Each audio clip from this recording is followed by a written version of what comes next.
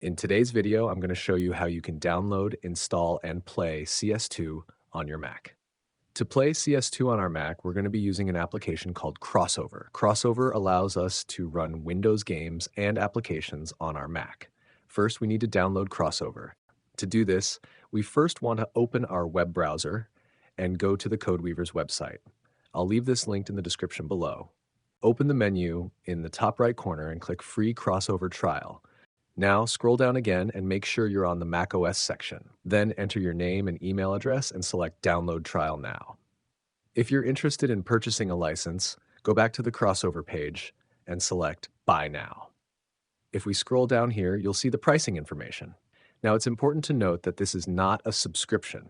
However, you are paying for 12 months of developer support. Once those 12 months have ended, you can still use the current version of Crossover. However, you won't be able to update to newer versions unless you purchase an additional 12 months of support. Now that we've downloaded the Crossover application, we just need to install it on our Mac. To do this, simply drag and drop it into your Applications folder.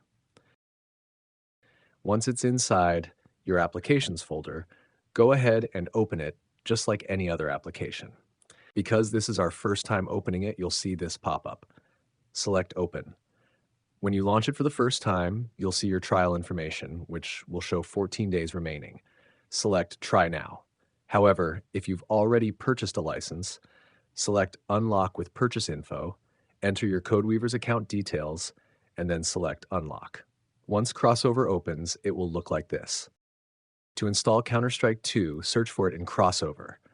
Because it's a popular title, it appears directly on the home page, so we'll select it. Once you're on the Counter-Strike 2 page, you'll see some installation details. Since Counter-Strike 2 can only be downloaded through Steam, Crossover will also install the Windows version of Steam. When you're ready, select Install.